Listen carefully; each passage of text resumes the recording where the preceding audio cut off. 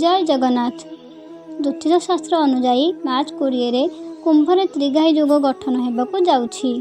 एही त्रिघाई जोग शनि शुक्र एवं मंगल ग्रह द्वारा गठित होब।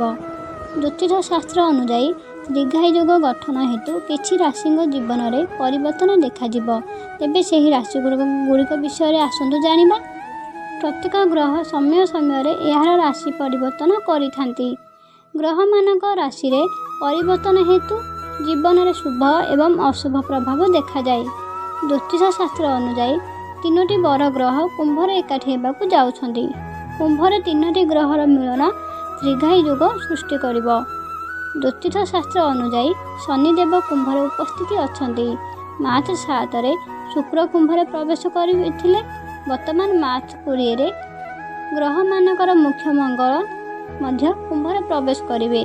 कुंभरे 3टी ग्रहर मिश्रण हेबा 3टी ग्रहर मिश्रण द्वारा त्रिघाई जोग सृष्टि हेब। ताहले आसतु जानिबा सेही राशि गुड़िक विषय रे। प्रथमे आसुची मेष राशि। मेष राशि व्यक्तिविशेष मानक पई कि एही राशि लोकों त्रिघाई जोग अत्यंत शुभ बोली प्रमाणित हेब। जो माने विदेश रे काम करुछंती सेमानक पई स्थान परिवर्तन हेबार संभावना मध्य अछि। आय मध्य वृद्धि हेबा संभावना अछि। आहुरी मध्य पिला मानक पाखरु किछि भल खबर ग्रहण करि परिबे। जीवन रे सुख शांति रे भरी रहिबो। नंबर 2 रे अछि वृष राशि। एही राशि व्यक्तिविशेष मानक पई कि कुंभरे शुक्र शनि एवं मंगल ग्रहर मिलन द्वारा गठित त्रिघाई जोग अत्यंत लाभदायक प्रमाणित हेबा पई जाउअछि। जेहो माने विदेश रे पढुछंती से माने भल खबर पाई पारंती। पैतृक संपत्ति आर्थिक लाभ होगा सहित व्यवसाय रे एक बर वृद्धि घटिब।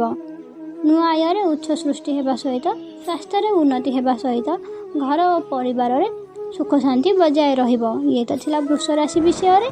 एबे जानिबा नंबर 3 मकर राशि। मकर राशि व्यक्तिविशेष मानक पई कि वैदिक ज्योतिष शास्त्र अनुजाई मकर राशि लोकों त्रिघाई जोग अत्यंत शुभ बोली प्रमाणित होउछि।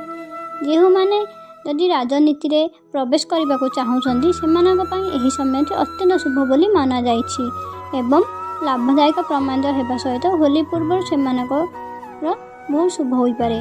मकर राशि विशिष्ट व्यक्ति माने जने बर नेता को भेटी पारती। यही सभा भविष्य उपयोगी हो पारिबो। फ्रेंड माने आपण माने तो जानिले एबे यही मार्च 20 त्रिघाई जोग सृष्टि करुछि केउ राशि मानक शुभ फलाफल देवाकू जाउछि।